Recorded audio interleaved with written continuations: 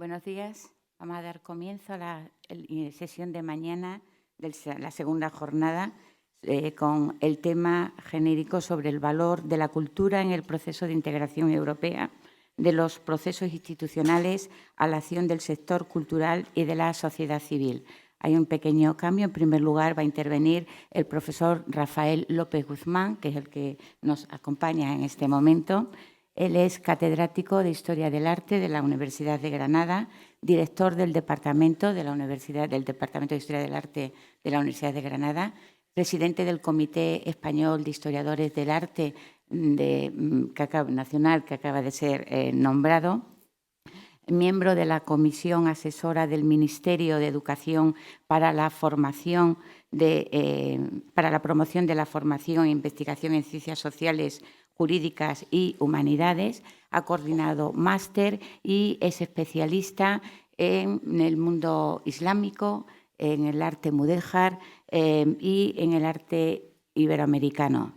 De hecho, él es el autor de un libro que ha tenido una gran difusión del arte mudéjar, publicado por Cátedra, Manuales Artes Cátedra, que lleva ahora ya la tercera edición, de modo que es una persona conocedora de distintos ámbitos y de estudios, por los estudios que ha realizado en el mundo tanto del Islam hispano-musulmán como hispanoamericano. Ha sido invitado para dar conferencias, ponencias y cursos en diversas universidades europeas y de América, y también ha llevado a cabo importantes exposiciones. Ha sido el coordinador y comisario de una de las últimas, Arte y Cultura de Al-Ándalus, El Poder de la Alhambra, que se ha celebrado hace un par de años. La verdad es que tener entre nosotros al profesor Rafael López Guzmán es un privilegio. Tendrán ocasión, por su intervención, del dominio de la materia que estamos hablando, tanto en interculturalidad como en patrimonio, ya que ha desarrollado distintos másteres en torno a la gestión cultural y sigue haciéndolo y coordinándolos. De modo que, sin nada más, quedo con él, que va a hablar sobre el sello del patrimonio europeo, reflexiones sobre los casos españoles.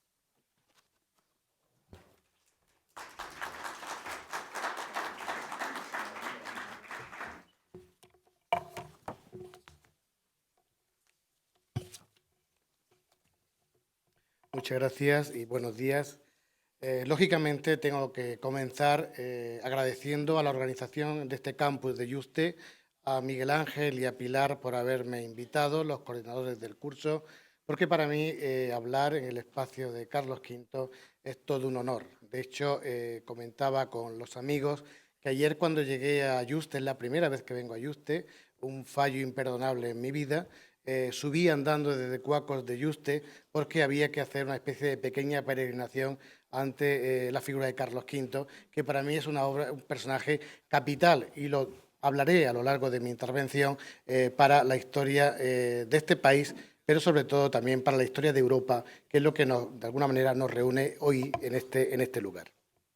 Voy a hablar del sello de Patrimonio Europeo y me voy a circunscribir básicamente a un texto escrito, sobre todo para facilitar la traducción simultánea, para que todos puedan entender este esquema básico que voy a plantear sobre el sello, y posteriormente en el debate pues podremos buscar algunos rincones, esquinas que se presten al diálogo, porque es un tema que me parece muy interesante, bastante controvertido, como verán en algunos planteamientos, y que merece una reflexión a veces de qué está haciendo Europa o el Consejo de Europa con algunos de esas temáticas.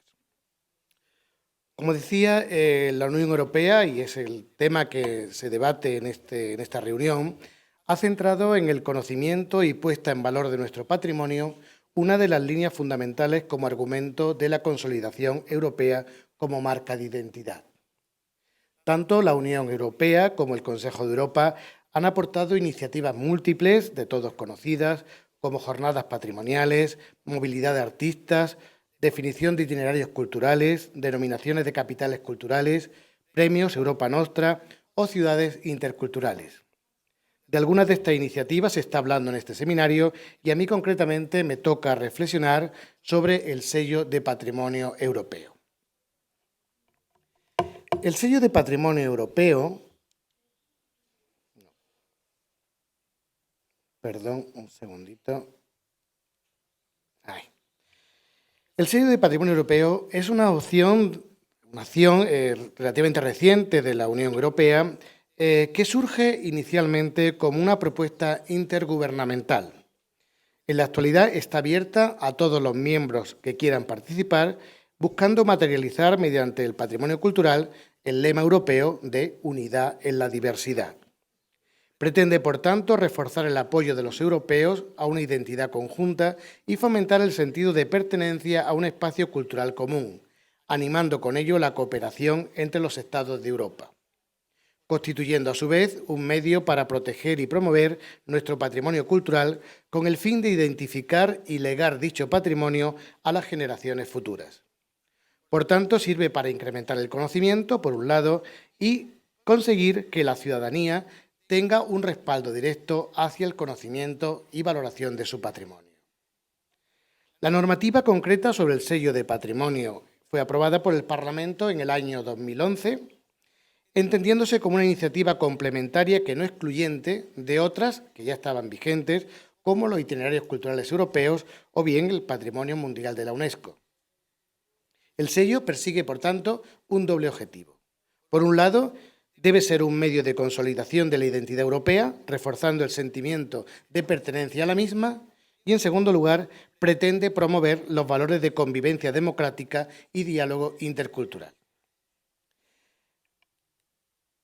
Según la normativa existente, pueden optar al sello de patrimonio europeo los monumentos, sitios arqueológicos, subacuáticos, naturales, industriales o urbanos, lugares de la memoria, paisajes culturales, patrimonio contemporáneo o patrimonio inmaterial, siempre que se dé la circunstancia de que estén asociados a un lugar que haya desempeñado un papel fundamental en la historia o en la integración de Europa.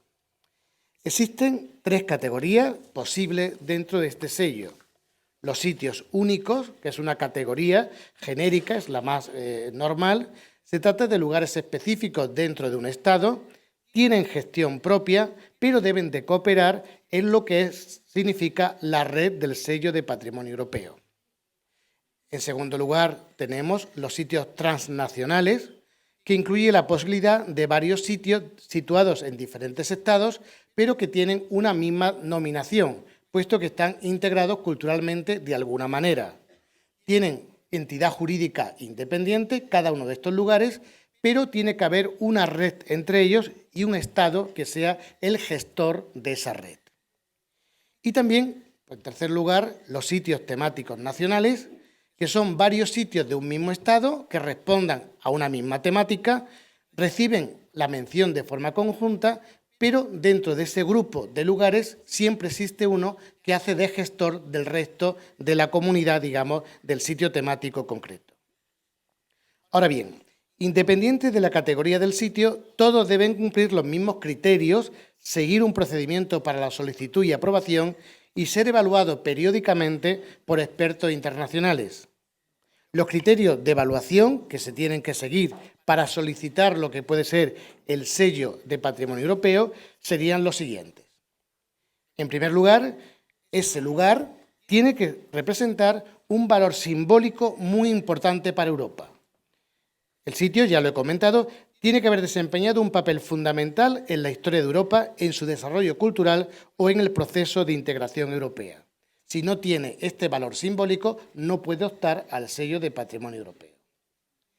En segundo lugar, el proyecto que va acompañado a esa solicitud tiene que cumplir una serie de objetivos genéricos, que serían más o menos los siguientes. En primer lugar, concienciar al visitante de su dimensión europea. En segundo lugar, organizar actividades educativas con especial atención a la población juvenil. Después hablaremos de este tema. En tercer lugar, facilitar el acceso y el entendimiento a los públicos procedentes de otros lugares y con otras lenguas. Y en último lugar, integrarse de forma activa en la red de sitios con el sello europeo, garantizando la visibilidad a escala europea. Y, lógicamente, con estos objetivos tiene que ir acompañada en la solicitud con un plan de trabajo concreto. Es decir, qué se va a hacer en ese sitio para potenciarlo a nivel europeo. Ese plan tiene que tener actividades muy específicas que tengan en cuenta la gestión del sitio, su conservación, la recepción de visitantes, el acceso de públicos diversos, privilegiando a los jóvenes, insisto que volveré a este tema, asegurando el sitio como destino turístico sostenible, respetando el medio ambiente y ofreciendo un plan de comunicación bien elaborado. Es decir, si cumple el lugar simbólico, unos objetivos concretos y un plan de trabajo acorde, se puede solicitar el sello de Patrimonio Europeo. ¿Y cómo se hace esta solicitud? Pues en principio pueden solicitar la inclusión en la lista de sitios cualquier institución, fundación, organización o asociación que tenga entre sus fines y actividades la protección y difusión del patrimonio cultural. Las candidaturas tienen carácter nacional, pudiendo englobar aspectos culturales comunes, como hemos señalado anteriormente, a diversas zonas geográficas, o ese carácter transnacional del que estábamos hablando, abarcando varios países con temas comunes. Además, no solo pueden solicitar el sello a los países integrados en la Unión Europea, sino que también está abierta al resto de países europeos.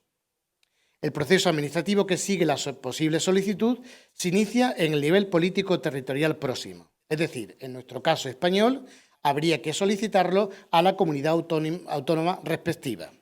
La comunidad autónoma hace la solicitud, si lo considera oportuno, a Madrid, es decir, a la Comisión de Patrimonio Nacional, y la Comisión de Patrimonio Nacional lo solicita al Consejo del Patrimonio Histórico Europeo, donde una serie de, de expertos internacionales reunidos anualmente le otorgan o no le otorgan el sello de Patrimonio Europeo. Este comité internacional se reúne, como digo, al menos una vez al año y, según los criterios que hemos comentado, aprueban o no aprueban esta inscripción.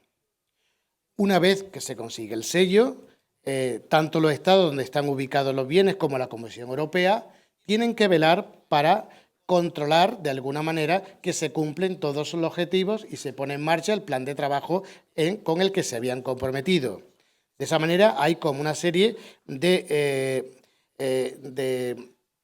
podríamos decir, de control bianual, trianual, dependiendo del sitio, donde un grupo de expertos internacionales visitan y evalúan si el sitio cumple con la normativa o bien incluso lo pueden hasta eliminar de la lista del sello de Patrimonio Europeo.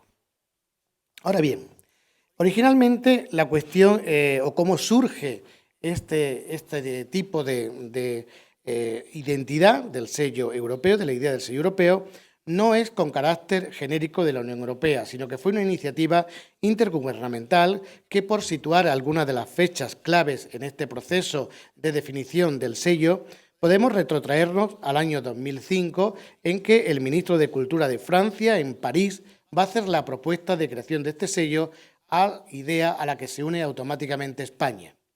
De hecho, va a ser España quien va a mover rápidamente esta posibilidad de creación del sello y en el año 2006, en un acuerdo en Granada, donde se firmó el acuerdo de cómo podían ser esos criterios iniciales, que va a apoyar también el Estado de Hungría, con lo cual Hungría, Francia y España se convierten en los estados originales de esta iniciativa intergubernamental para la creación del sello de Patrimonio Europeo.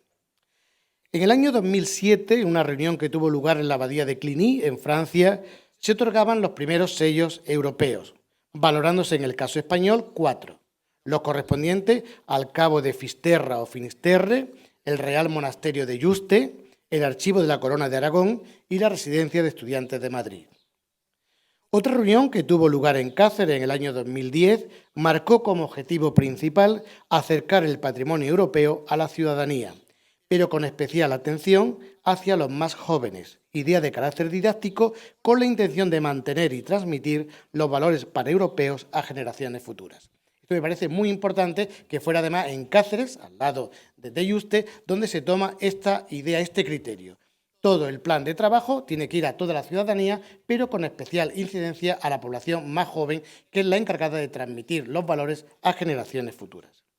En el año 2008, el Consejo de Europa decidió hacer suya la iniciativa y en el año 2011 pasaría de ser un proyecto intergubernamental entre gobiernos para convertirse en una iniciativa de la Unión Europea. Hasta ese año 2011 se había dado el sello a 64 lugares europeos, pero a partir de que se asume el Consejo de Europa la iniciativa, en el 2011 parten de nuevo de cero. Se crean nuevos criterios o se matizan los criterios anteriores y, como digo, se crea un nuevo sistema de sello. Se mantiene la normativa para los 64 que habían sido nominados en la iniciativa intergubernamental, pero el sello con carácter genérico de la Unión Europea, como digo, empieza de cero a contar. De hecho, actualmente tenemos una serie de sellos que comienzan a identificarse a partir del año 2014 en que se otorgan los 4 primeros sellos. Estos son los que tenemos en España intergubernamental. Después veremos que 2 de ellos, Juste y Finisterre, se van a caer. Se van a caer y veremos las razones por las que se caen. Actualmente, como digo, comienza de cero y el sello de Patrimonio Europeo en el año 2014 se otorga solo a 4 lugares, que son el campo de Westerbork, en Holanda. Era un centro de internamiento para judíos que de allí pasaron a otros campos de concentración, generalmente en Polonia. Estuvo abierto durante la Guerra Mundial y allí redactó sus diarios Ana Frank como elemento interesante de este campo. El Palacio de la Paz de La Haya, que como saben es la sede de la Corte Internacional de Justicia, es un proyecto que se remonta al año 1900, por allí han pasado distintas instituciones de carácter jurídico y actualmente conserva una de las bibliotecas más importantes a nivel internacional, sobre todo en derecho internacional. El asentamiento arqueológico de Carnuntum, en Austria, que es una de las ciudades romanas mejor conservadas a nivel arqueológico en el límite norte del Imperio Romano, junto al río Danubio. Y la sede del Gran Gremio de Tallinn, en Estonia, que es un edificio construido en el siglo XV por el encargo del Gran Gremio, que era una asociación de comerciantes de la Hansa alemana, que a su vez era una de las organizaciones comerciales más importantes de la Edad Media y del comercio del Báltico. Desempeñó un papel muy protagonista en la historia de los intercambios comerciales y culturales en el norte de la Europa medieval. Esos 4 lugares son los que se le concede por la Unión Europea el sello de patrimonio en el año 2014. En el año 2015 van a ser 16 los que obtengan el sello de patrimonio europeo. Son la abadía de Cluny, en Francia. Como todos saben, tenía como idea reconocer ese centro espiritual y administrativo como una de las mayores redes monásticas que se generan en la Edad Media y que es fundamental para el conocimiento en Europa. La Biblioteca General de la Universidad de Coimbra, en Portugal, una biblioteca con más de 500 años de existencia, que conserva libros excepcionales para la historia de Europa y también una arquitectura muy especial. La Casa Museo de Alcide de Gasperi, en Italia, es la casa natal de este importante político que fue uno de los padres fundadores de la Unión Europea, junto a Robert Schuman, Jean Monnet o Konrad Adenauer, con lo cual su casa también se convierte, o le dan el sello de Patrimonio Europeo. La Constitución del 3 de mayo de 1791 en Polonia. En esta fecha, el Parlamento de Lituania y Polonia decidió realizar democráticamente la primera Constitución de Europa y la segunda del mundo tras la propuesta por Estados Unidos. En quinto lugar, el Hospital de Partisanos de Franja, en Eslovenia. Es un conjunto de antiguas construcciones en madera que funcionó durante la Guerra Mundial como hospital atendiendo a heridos de ambos bandos en lo que podía ser ese lugar de enfrentamientos bastante fuertes, como digo, durante la Segunda Guerra Mundial. Los sitios de la paz de Westfalia, paz de 1648, que aparte de poner fin a varias guerras que teníamos en ese momento en Europa, es clave para la historia moderna de Europa por varias razones, ya que en esta paz se acordó a través de negociaciones diplomáticas, no a la fuerza, el fin de un conflicto. La tolerancia religiosa fue aceptada como la base de las relaciones internacionales y los derechos de soberanía de los estados periféricos fueron asegurados. También se va a dar el sello de Patrimonio Europeo al documento de abolición de la pena de muerte en Portugal. Esa ley se promulga en 1852 para delitos políticos y en 1867 para delitos civiles. El documento se conserva en el Archivo Nacional de la Torre do Tombo, en Lisboa. Otro elemento al que se le otorga el sello es a los astilleros de Gdańsk, en Polonia. Como todos saben, es el lugar donde se inició el sindicato Solidaridad, que supuso, o en buena parte, estuvo en la base del final de la Guerra Fría y de la Unión Europea posterior. También la casa de Robert Schuman, un poco en la línea anterior que hemos comentado, como otro de los padres de la Unión Europea, y además allí hay un centro de investigación y de gestión relacionado con el tema de la Unión Europea y de su proyección. El castillo de Hambach, en Alemania, que se erige como un símbolo de la búsqueda de la democracia en un contexto transfronterizo, se le considera la cuna de la democracia alemana. No podía faltar, lógicamente, el corazón de la antigua Atenas. Comprende un grupo monumental, como todos conocen, la Acrópolis, la antigua Ágora, la Biblioteca de Adriano, que conforman en su conjunto un paisaje cultural donde se llevaron a cabo importantes acontecimientos esenciales para el concepto de Europa, desde el desarrollo del arte clásico, el teatro o la democracia, la igualdad de derechos o la ciencia. También la ciudad de Kaunas, en Lituania, que fue uno de los puertos principales de la zona, sobre todo en el periodo de entreguerra entre 1920 y 1939, convirtiéndose en la capital de Lituania y produciéndose un gran desarrollo arquitectónico a la vez que una puerta de entrada de las corrientes europeas más progresistas.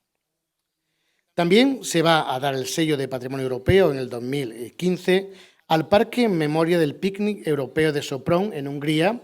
Se trató de un picnic que tuvo lugar el 19 de agosto de 1989, en el que se abrió la frontera y comenzaron a pasar alemanes del este de la República Democrática Alemana hacia Hungría, con lo cual el tema del picnic en la frontera dentro de los países del telón de acero supuso una forma de romper la frontera y de penetrar unos en un lugar o en otro, rompiendo lo que podía ser ese aislamiento de los países del telón de acero, símbolo, por tanto, de la Europa sin fronteras.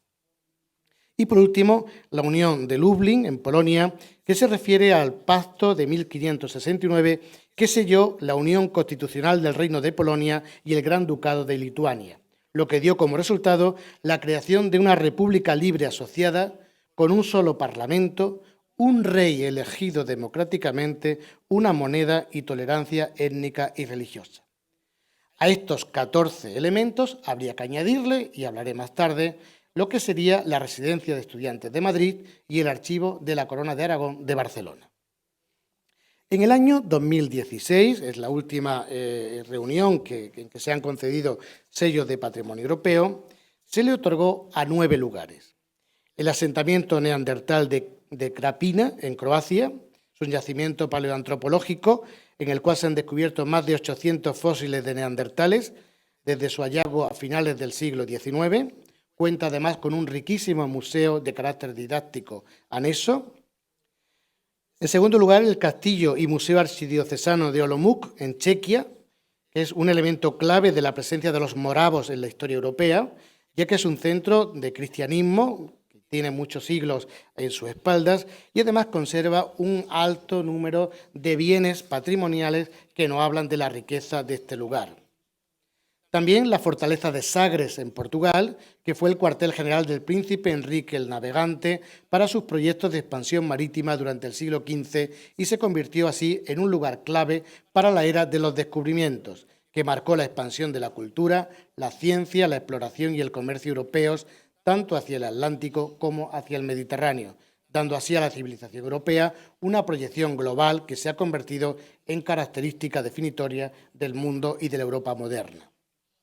También, en cuarto lugar, el Palacio Imperial de Viena, que es un complejo de edificios y jardines que unifican la residencia de la familia de los Habsburgo, que, como todos saben, gobernó durante casi 700 años distintos actuales países de Europa, incluida también el caso de España. Lógicamente, ese imperio de los Habsburgo, que fue multiétnico, pluriconfesional, tuvo un gran impacto político, administrativo y económico sobre todos los territorios europeos. En quinto lugar, el conjunto histórico de la Universidad de Tartu, en Estonia, Es un campus diseñado a principios del siglo XIX que encarna las ideas educativas de la Ilustración enlazando ciencia y conocimiento. Siempre ha sido uno de los lugares de entrada de ideas progresistas dentro de la Universidad Europea.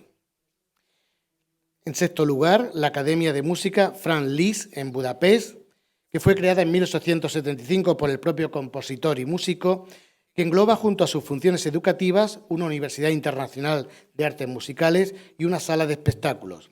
Pone de relieve nuestro patrimonio musical y al mismo tiempo se mantiene fiel al espíritu de su fundador, creatividad e innovación, valorando igualmente su carácter europeo e internacional. En séptimo lugar, el Mundaneum de Mons, en Bélgica. El Mundaneum es un referente intelectual de Europa. La idea era abogar por la paz mediante el diálogo y el intercambio de conocimientos a través de los medios de investigación bibliográfica. El objetivo de este Mundaneum era recoger toda la información disponible en el mundo, independientemente de su soporte, libros, periódicos, tarjetas postales, etc., y clasificarlas. Allí tuvo lugar su origen la clasificación decimal universal, sistema por el que se rigen la mayor parte de las bibliotecas del mundo entero. En octavo lugar, el cementerio 123 del Frente Oriental de la Primera Guerra Mundial en Polonia. En este cementerio, que fue escenario de una de las mayores batallas de esta Primera Guerra Mundial, encontraron descanso soldados de las tres fuerzas armadas que se enfrentaban, austríacos, austrohúngaros y alemanes, con lo cual es un lugar de encuentro post-mortem, lógicamente, de distintas culturas lingüísticas y religiosas. Y por último, el barrio europeo de Estrasburgo, en Francia, que desde su creación tras la Segunda Guerra Mundial, este barrio ha sido sede del Consejo de Europa, del Tribunal Europeo de Derechos Humanos y del Parlamento Europeo. Visualiza, por tanto, la integración europea, la defensa de los derechos humanos, la democracia y el Estado de Derecho. A estos 27 sitios que he comentado, hay que unirle los dos españoles, el Archivo de la Corona de Aragón, en Barcelona, y la Residencia de Estudiantes en Madrid, ya que los otros dos propuestos en el año 2007, cuando el sello era una iniciativa intergubernamental, Cabo de Finisterre y Monasterio de Yuste, han sido excluidos.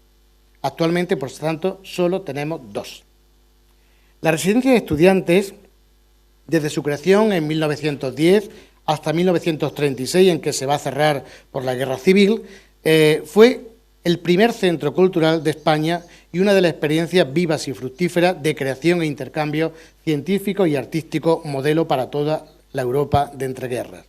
En ellas vivieron, por poner algunos de los visitantes o personajes que viven allí, ilustres y universales, Juan Ramón Jiménez, Miguel de Unamuno, José Ortega y Gasset, José Moreno Villa, Eugenio Dors, Federico García Lorca, Luis Buñuel, Severo Ochoa, Salvador Dalí, Rafael Alberti o Pedro Salinas.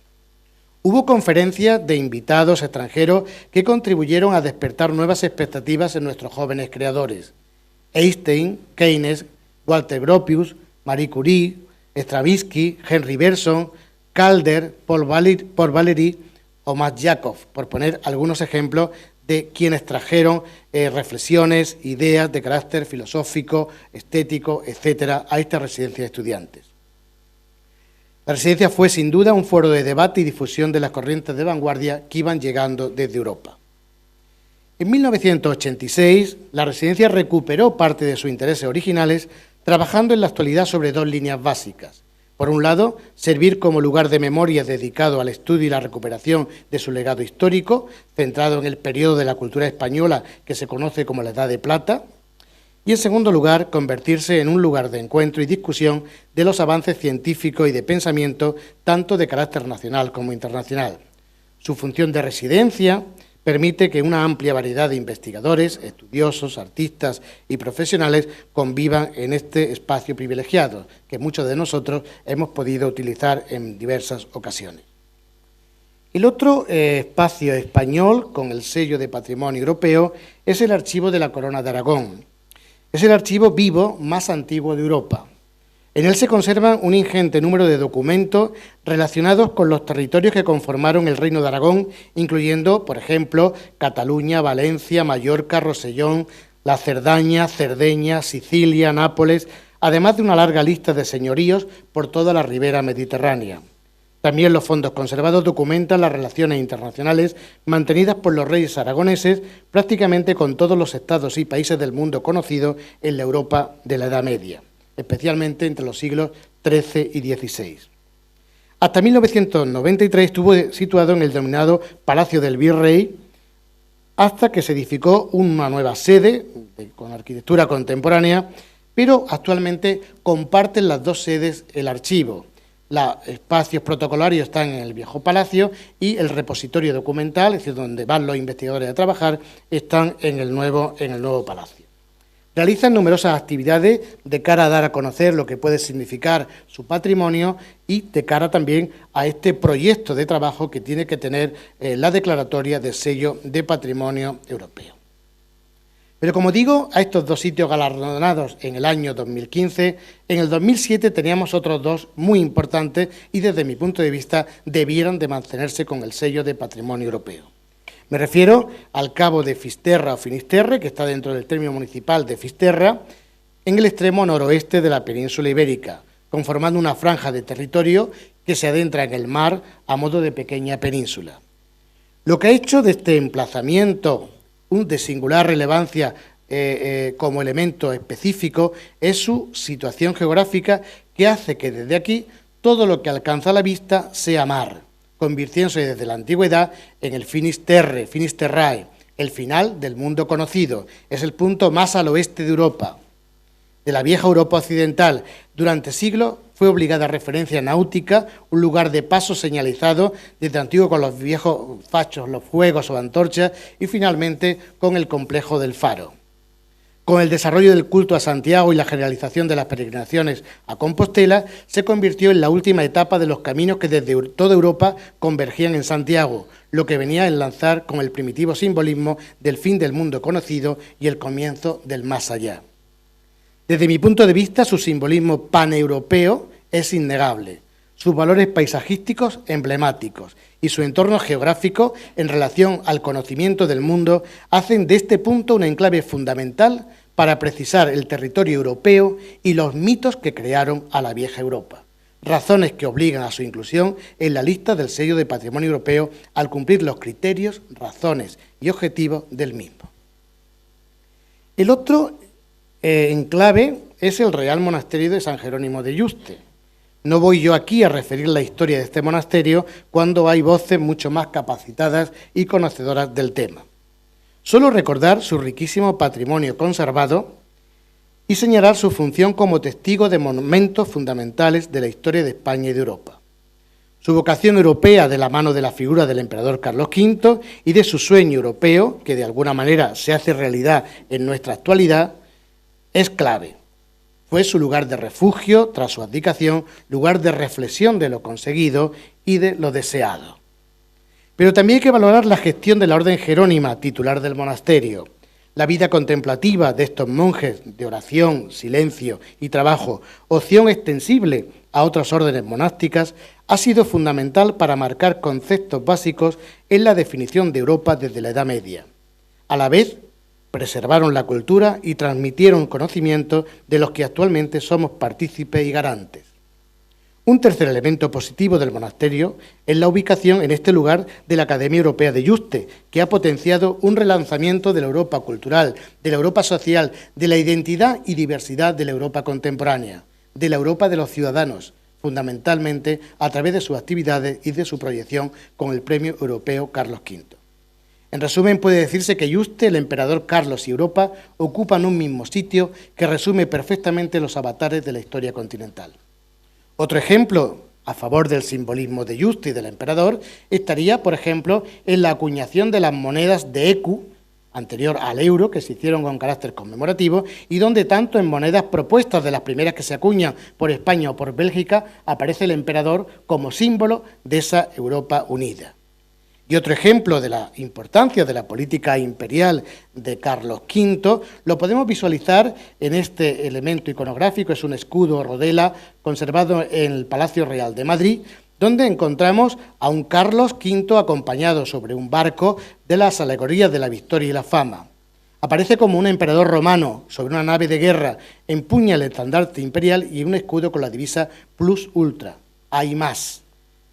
A su lado, Hércules transporta las famosas columnas hacia otro fin del mundo, hacia los confines del imperio que su hijo Felipe II señalaría como en el que nunca se ponía el sol. Recuerden que Carlos V simbólicamente es descendiente de Hércules, que había situado el fin del mundo antiguo con sus columnas en el estrecho de Gibraltar, y como nuevo Hércules, Carlos V amplía lo que pueden ser los dominios del mar hacia América, hacia lo que puede ser incluso Asia por Occidente, con lo cual el simbolismo está claramente marcado. Reuniendo simbólicamente los dos emplazamientos españoles no calificados con el sello, Finisterre y Yuste, considero que ambos son símbolos fundamentales de Europa, el primero marcando el fin del mundo conocido hasta el siglo XVI y el segundo concretado en la figura de Carlos V, extendiendo el conocimiento del mundo a la totalidad del planeta como obra europea. Es más, ese conocimiento del mundo que podemos concretar en el descubrimiento de América supuso cambios radicales para Europa, no por la riqueza en metales preciosos que sirvieron para construir palacios, ciudades o infraestructuras, y sobre todo para mantener guerras. La auténtica revolución que significó para Europa el conocimiento del Nuevo Mundo fue la incorporación de productos agrícolas como el tomate, el maíz, la patata, las faves o alubias, los pimientos, el cacao, la piña o el aguacate. Productos que transformaron en la alimentación, que acabaron con las hambrunas y supusieron un desarrollo económico y demográfico que se tradujo en los avances de la Europa en la Edad Moderna. Todo esto comienza por el proyecto político del emperador Carlos V, que supo entender la importancia de los territorios de ultramar como una visión de conjunto pese a lo limitado de los conocimientos geográficos del momento. No hay razones, por tanto, desde mi punto de vista, y podemos discutirlas, para la no inclusión de Yuste en la lista del sello de Patrimonio Europeo junto a Finisterre. Es quizás de los sitios más representativos dentro de los criterios marcados por la Unión Europea. Aparte de esta cuestión, quisiera hacer unas pequeñas reflexiones sobre las nominaciones y reconocimientos de bienes culturales europeos, y no me refiero ya solo al sello de Patrimonio Europeo. Quizás este tipo de galardones se han convertido en una auténtica carrera, el conseguirlos me refiero, en los distintos niveles de las administraciones públicas. La consecución de teóricas medallas más es el objetivo realmente a nivel de cuantificación que no el de gestionar correctamente estos bienes. Todos los ayuntamientos, todas las comunidades autónomas, todos los políticos quieren medallas y medallas para sus bienes culturales, pero la gestión posterior, que es la importante, luego se queda en nada. Así, en la actualidad incluso hay acrónimos que se repiten. Por ejemplo, la sigla RECI, Red Europea de Ciudades Interculturales, de 2008, son el mismo acrónimo de RECI, que es la Red Española de Ciudades Inteligentes, de 2011, creando confusiones entre los usuarios que no alcanzan a distinguir tantas nominaciones y sus correctas significaciones. De hecho, todos sabemos la presión política a la que se ve sometida la UNESCO en la nominación de bienes para su reconocimiento como Patrimonio de la Humanidad. Todos los países aspiran a tener más reconocimiento que su vecino o a entender la superioridad de su legado cultural sobre los otros. En el caso concreto que nos reúne, la lista del sello de Patrimonio Europeo, es significativo que en la reunión de expertos celebrada en Bruselas el 24 de junio de 2009, uno de los puntos del orden del día era tratar de establecer el número representativo de sitios por Estado miembro, es decir, la representatividad política que no paneuropea. Vamos a repartir medallitas, ¿a cuántas tocamos? ¿O es importante que los sitios tengan ese valor simbólico para Europa independientemente del Estado al que pertenecen? De igual forma, poco antes, el 10 de junio de 2009, en una reunión abierta también en Bruselas, se debatió acerca de qué aportaba esta nueva distinción, el sello de Patrimonio Europeo, en relación con las ya existentes, tanto europeas como internacionales. La vaga respuesta de esta reunión incidió en la dimensión europea de los sitios elegidos y en la concienciación de los jóvenes. De ahí la importancia del sello para las nuevas generaciones. Considero que todas las iniciativas europeas, en sus distintos modelos y niveles, que tengan como objetivo básico la tutela de patrimonio, son útiles. Pero en ocasiones el excesivo número de categorías y la lucha continua desde los estamentos políticos para colgarse medallas imposibilitan una gestión positiva en relación con los bienes culturales para utilizar el tiempo y los recursos en el continuo administrativo de presentación de expedientes y proyectos para conseguir las medallas de turno. Mi propuesta final vendría de la mano de la necesidad de profundizar en la idea de la Europa de los ciudadanos. Creo que hay que quitar protagonismo a las administraciones políticas y potenciar iniciativas de carácter ciudadano, de instituciones no gubernamentales que puedan dirigirse directamente al Consejo de Patrimonio Europeo y estos tener fondos económicos suficientes para apoyar estas propuestas al margen de las administraciones públicas, evitando confrontaciones de falso poder entre los Estados. Y en este sentido, creo que las universidades pueden jugar un papel muy importante a través de su grupo de investigación. Cuentan con recursos humanos, capacidad de investigación y de gestión, así como repercusión educativa de primer nivel, es decir, cientificismo frente a oportunismo político. Considero que contar con las universidades y su grupo de investigación como núcleos generadores de propuestas de reconocimiento patrimonial europeo podría ser una iniciativa de enorme trascendencia en beneficio de los objetivos del sello de Patrimonio Europeo, es decir, reconocernos en nuestros valores y transmitirlos a generaciones futuras. Y termino con una imagen sugerente, la Posidonia oceánica. Desde mi grupo de investigación de la Universidad de Granada, donde estamos generando un proyecto dentro de la iniciativa H2020 en relación con los puertos del Mediterráneo como puertas de la cultura, pretendemos proponer la inclusión dentro de la categoría del sello de Patrimonio Europeo de la pradera de Posidonia oceánica situada en el Parque Natural de Ses Salines entre Ibiza y Formentera, la cual está incluida en la declaratoria de 1999 de Patrimonio Mundial por la UNESCO, pero dentro del epígrafe Ibiza, Biodiversidad y Cultura. Consideramos que esta pradera requiere de un reconocimiento individualizado, cuyos valores podrían enmarcarse muy positivamente en los criterios del sello de Patrimonio Europeo, máxime cuando actualmente no existe ningún espacio natural reconocido, aunque sí se reconoce esta tipología en las bases de la definición por parte de la Unión Europea. Las razones son evidentes, en cuanto a que su presencia ha contribuido de forma fundamental a la conformación geomarina y costera de Europa. Sin la Posidonia la Posidonia oceánica, no existiría Europa, las costas europeas tal y como son. Es un elemento, un ecosistema fundamental para el Mediterráneo, para el Báltico y para todo lo que es la costa atlántica europea. Como digo, han sido fundamental para definir el ecosistema genérico del continente.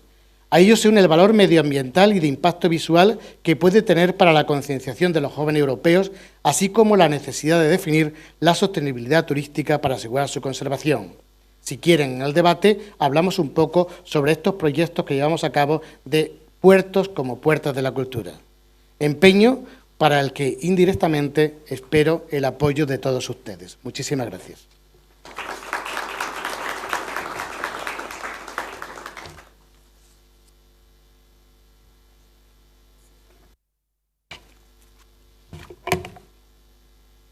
Muchas gracias, profesor López Guzmán.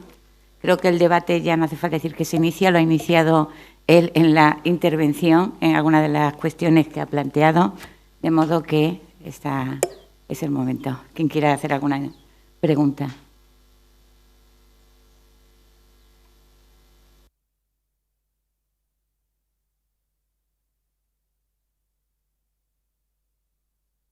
¿Alguna cuestión? Sí.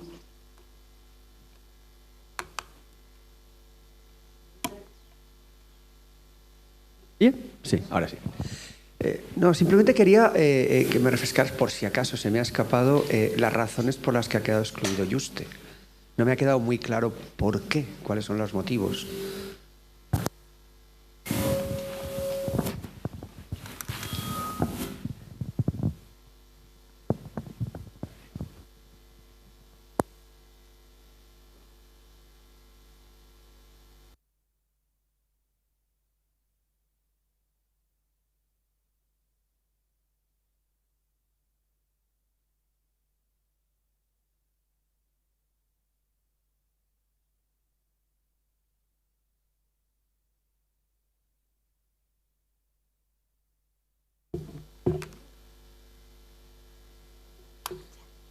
¿Sí?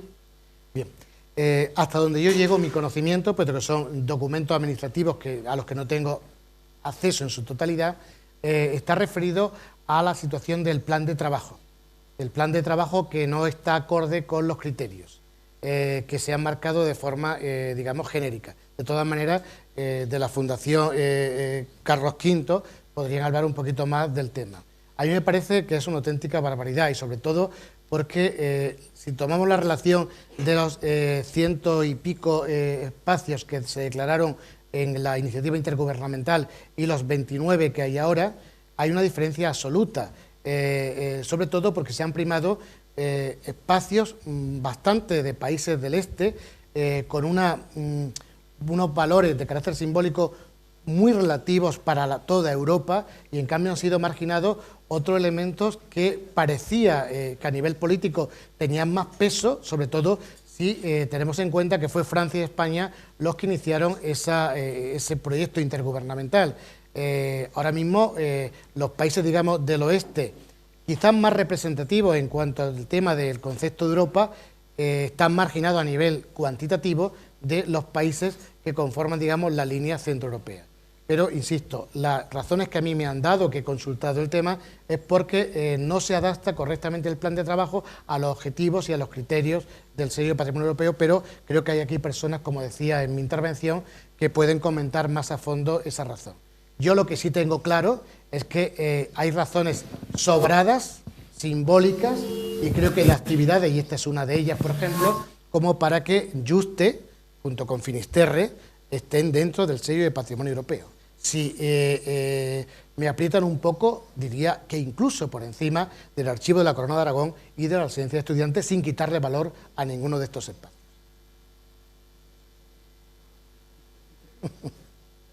Hablo así por la cámara.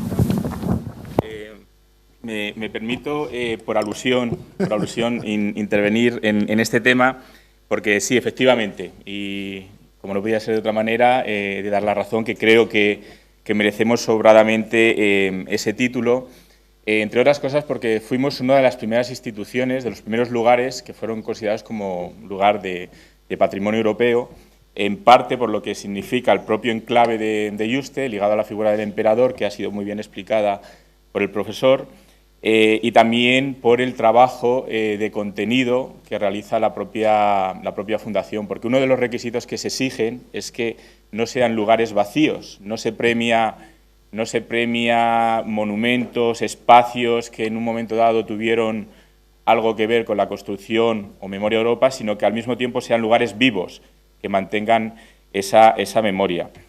Nosotros fuimos uno de los primeros lugares en conseguir dicho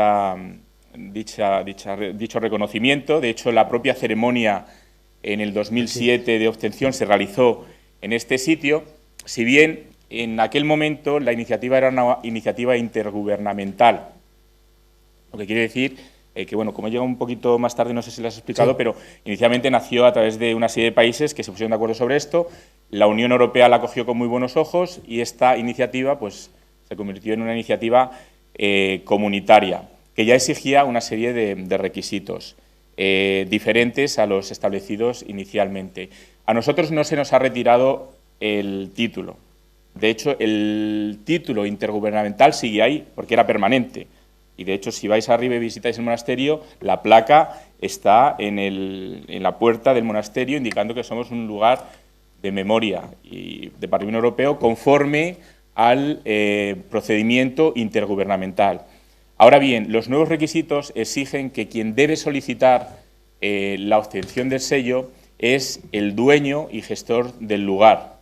En este caso es Patrimonio Nacional. Bueno, Patrimonio Nacional, pues hasta ahora pues, tenía otras prioridades y esto pues, lo ha dejado un poquito, digamos, en estudio. Y ahora mismo estamos precisamente en conversaciones porque quien debe solicitar y hacer la solicitud oficial y rellenar el formulario oficial y hacer la justificación que realmente cumpla esos criterios de lugar simbólico en la historia de memoria, pero al mismo tiempo con contenido, ha de ser patrimonio. Lo que pasa es que se dan una serie de circunstancias porque Patrimonio gestiona el continente. Es verdad que tiene algunas actividades pues de carácter cultural muy simbólicas, pero en lo que se refiere a la actividad de puesta en valor de la memoria europea y la idea de Europa y la participación ciudadana europea, es la Fundación quien se encarga. Entonces, estamos viendo la fórmula adecuada para que se presente una candidatura que realmente pueda englobar todo y recoja o pueda ser merecedora de este nuevo criterio. Entonces, no es que se nos haya retirado el sello se mantiene, sino que no nos hemos presentado a la nueva estructura, a los nuevos requerimientos, porque debemos primero de preparar una convocatoria sólida que realmente nos haga merecedores del sello. Esa es la situación actual y sí que puedo decir que ya estamos trabajando con Patrimonio Nacional en esta línea y que esperamos que, si no es en la próxima, en la siguiente, podamos montar un proyecto que consigamos tener ese reconocimiento. Gracias.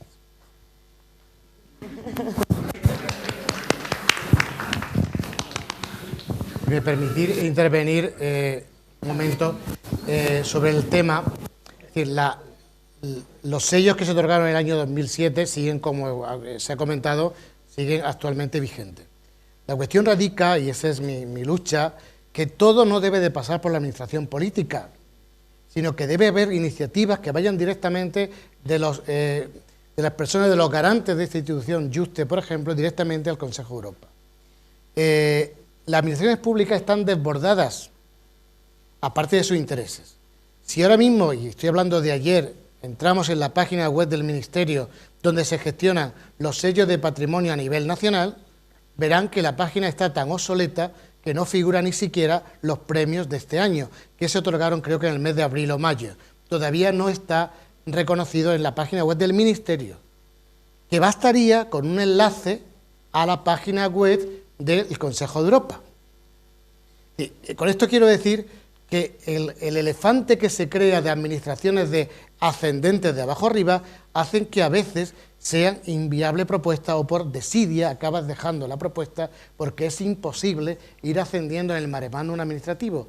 Como digo, si a cualquiera de vosotros quiere enterarse perfectamente de qué es el sello de Patrimonio Europeo, que hay una página, hay unas personas que están dedicadas dentro del Ministerio de Cultura en Plaza del Rey a este tema, no está realmente la página actualmente correcta, ¿no? Entonces, por eso creo que no es culpa de ellos, en el sentido de que tienen miles de trabajos asociados. Entonces creo que la Unión Europea, en esa Europa de los ciudadanos, tendría que tener un contacto más vertical con la propia ciudadanía y no todo a través de los pasos de comunidades autónomas, gobierno nacional, gobierno europeo, es decir, para hacer un poco más vertical, aunque finalmente, lógicamente, quien gestione sea el propio Estado donde está el bien. Hola, buenos días. Buenos días. Pues en primer lugar quería manifestarle que, bueno, dentro de mi desconocimiento sobre el tema, pues cometeré errores, pero bueno, según tengo entendido, pues para que se conceda el sello de patrimonio europeo, pues debe primero la administración local, después va subiendo, va a la regional o autonómica, después la nacional y después se hace un informe que creo que es la Organización Internacional de Turismo o la Organización Europea. Consejo de Patrimonio Europeo. Consejo de Patrimonio Europeo, pues hay unos requisitos que hay que cumplir, que pienso a mi entender que los criterios no son siempre iguales, dependiendo del país.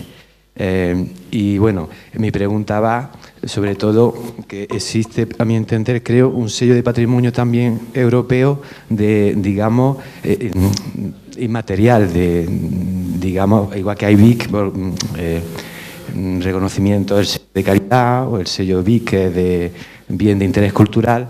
Creo que también hay un sello de patrimonio europeo de, bueno, de manifestaciones inmateriales como folclore y tal, y quería que usted me dijera. Dentro del sello de patrimonio Muchas europeo, gracias. Gracias.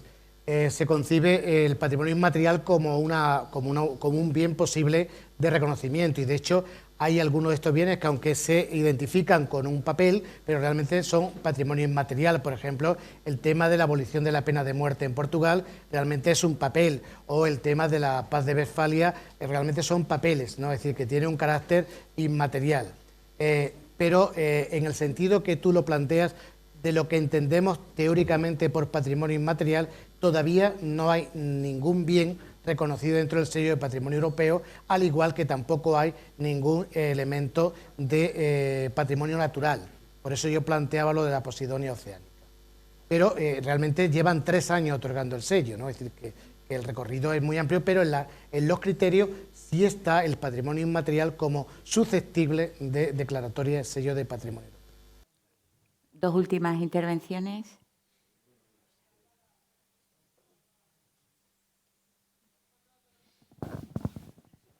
Buenos días. Simplemente era porque salió un poco antes, salió cuando Miguel Ángel lo comentaba y tú lo dejabas traslucir un poco. Si podías insistir un poquito en la importancia que tiene el plan de trabajo dentro de la declaración de sello Patrimonio Europeo, pensando sobre todo en evitar el efecto del llamamiento de marca, ¿no? Porque con todas estas declaraciones, lo que decías tú de medallas, al final lo que hay es: me cuelgo la medalla, confío en que el procedimiento no me expulse si no cumplo con los requisitos y automáticamente lo convierto en un producto turístico, olvidándome totalmente de lo que tengo que hacer o cuál era el objetivo último de ese sello. Por lo tanto, un poco si incidías en esa idea del plan de trabajo como pieza fundamental, no solo ya para ganarlo, sino para controlar el desarrollo y la gestión del bien. La cuestión radica cuando nos encontramos con espacios, con bienes que tienen el sello de Patrimonio Europeo. El Archivo de la Corona de Aragón, por ejemplo, pues es una institución que funciona, que tiene una serie de trabajadores de distinta cualidad dentro del archivo, y lo que se trata realmente, tienen el espacio, tienen los fondos, es generar un plan de trabajo de carácter de visualización de la riqueza de ese archivo, con lo cual no es difícil. Ellos tienen ciclos de conferencias, visitas guiadas, proyecciones de cine. En esa tienen que integrarse en la red de patrimonio del sello europeo, con lo cual también hacen actividades conjuntas de visualizar otras actividades de otros espacios. Entre comillas, es fácil. Si nos vamos a Finisterre, que creo que es el elemento que más te toca la parte de la fibra sensible, claro, es mucho más complicado porque tienes que recaer la actividad sobre un ayuntamiento muy pequeño, sobre un espacio natural que dependerá, supongo, de la Comunidad Autónoma de Galicia, es decir, que entran distintas administraciones con una responsabilidad lasa diferente, donde hay que empezar por crear un primer edificio institucional o reutilizar algún edificio como espacio institucional del sello europeo. De los elementos de ese plan de trabajo y de los criterios está el tema de la atención al público que se desplaza allí, de la atención en distintos idiomas y la atención específica a jóvenes. Con lo cual realmente es muy complicado para un ayuntamiento, que es de quien depende ese faro directamente o ese cabo, hacer este tipo de trabajo, ¿no? Con lo cual lo van a tener muy difícil. Por eso es mi propuesta de que hay otras instituciones como las universidades, donde hay recursos humanos, donde hay capacidad de gestión y a veces lo que hace falta es pequeñas financiaciones. Tampoco, como yo digo, yo no quiero que a mi grupo de investigación le den todos los años 1 millón de euros. Hombre, sería maravilloso. Prefiero que me den todos los años 50.000 euros, pero que sea todos los años, porque eso me permite hacer proyectos de larga duración, porque 1 millón de euros, plaf, así de golpe, fuegos artificiales que a veces no sabes ni cómo invertirlos porque no estás con capacidad suficiente para gestionarlos, cuando lo lógico sería pequeñas cantidades, pero todos los años que te permitieran un proyecto de largo recorrido. Y estamos en lo mismo. Si la Universidad de Santiago, por ejemplo, o la Universidad de A Coruña decidiera gestionar el Cabo de Finisterre, posiblemente lo haría mucho mejor con un proyecto de pequeño alcance económico, pero de gran impacto social para la ciudadanía, que permitirían que el Cabo de Finisterre estuviera dentro del sello de Patrimonio Europeo. Es mi opinión, ¿eh? La última intervención. Un minuto. Un minuto. Perdón. Vamos a ver, yo diría que como suele ser en Europa, esto es un cacao mental que nadie lo entiende. O sea, aquí hay una palabra que me encanta de los franceses cuando hablan de chipoté. Pues metes los pies en un charco y venga a meter el pie. Aquí, como ha ocurrido en Europa desde el 2004, cuando han entrado todos los países de golpe, se nota, primero, el lobby de los países del este, como tú acabas de decir, a tope. Segundo, con un cacao mental que tienen ellos en la cabeza, en la cual consideran que sus últimos sufrimientos de la lucha, de las libertades y todo es el número 1 de los problemas. Estamos hablando del patrimonio histórico, no de enseñar todas las heridas que ha tenido Europa, porque hay una especie de masoquismo en la cual la cultura europea se ha convertido en los últimos años, después del 2004, en que hacen una convocatoria sobre el sufrimiento ante la presión de Stalin. Mira, eso está muy bien, contarlo una vez, pero no que estemos paladeando, aparte que es para un sector de Europa, el sufrimiento que lo mezclamos con el patrimonio, con la arquitectura, con la pintura. ¿Qué es esto? Entonces, a mí me parece que aquí lo que hay es una confusión tremenda, donde lo primero que habría que pedir, y demuestra un poco lo que decíamos ayer, de que Europa, al no tener competencias, no tiene claro qué es el patrimonio histórico, que está metiendo su propia historia, su memoria, temas que hay que denunciar, temas que hay que reivindicar. Un fuertísimo sesgo ideológico, pero fuertísimo sesgo ideológico. Y esto también es un lobby. Un lobby no es solo un grupo de farmacias, de empresas farmacéuticas, también hay lobbies ideológicos, que además tienen enorme importancia en el Consejo porque hacen mayorías.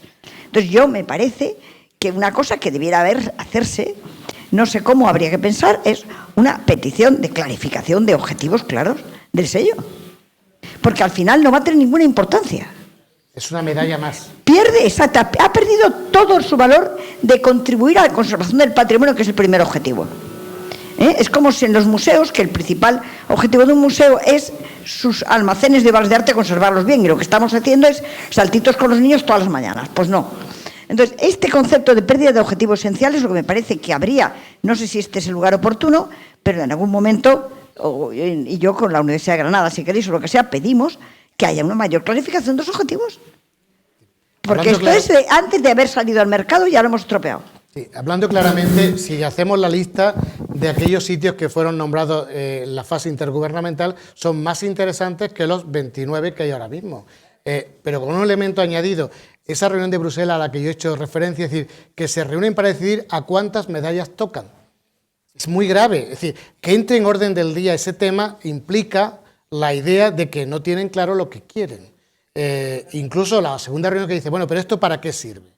Es muy fuerte decirlo, pero a lo mejor lo que están sobrando son medalleros y pruebas olímpicas. A lo mejor habría que quitar medallas y dedicarse realmente a la gestión del patrimonio. Nunca se me olvidará cuando hicieron aquello de los grandes monumentos del mundo, como eran los monumentos del mundo y tal, que la Alhambra participó y demás y no salimos. Salió el Sagrado Corazón de Río de Janeiro, que es un horror a nivel estético, es un horror absoluto y feísimo cuando te acercas más cerca y tal. Que recuerdo que el alcalde de Atenas dijo que la Acrópolis no participaba porque ya era suficientemente reconocida como para entrar en esa pantomima, que además era de un particular, de un rico suizo, me parece que era la iniciativa. Pero ahí entraron todos dislocadamente, con petición de firma en el Parlamento para que la Alhambra fuera una de las maravillas del mundo. La Alhambra no necesita ningún tipo de medalla más, ya sabemos lo que es. Entonces, creo que a veces hay que quitar medalla y hacer gestión, que creo que es lo importante, hacer gestión y hacer gestión dentro de las posibilidades de cada espacio, pero con apoyo y clarividencia por parte de los políticos, como ha dicho Cristina, si no estamos perdiendo el tiempo y recargando con elementos innecesarios que requieren además de una administración detrás, que hace inviable, porque la administración no puede estar en todos los charcos donde se mete el gobierno de turno de la comunidad autónoma, de la nación o de la Unión Europea. Muchas gracias. A continuación...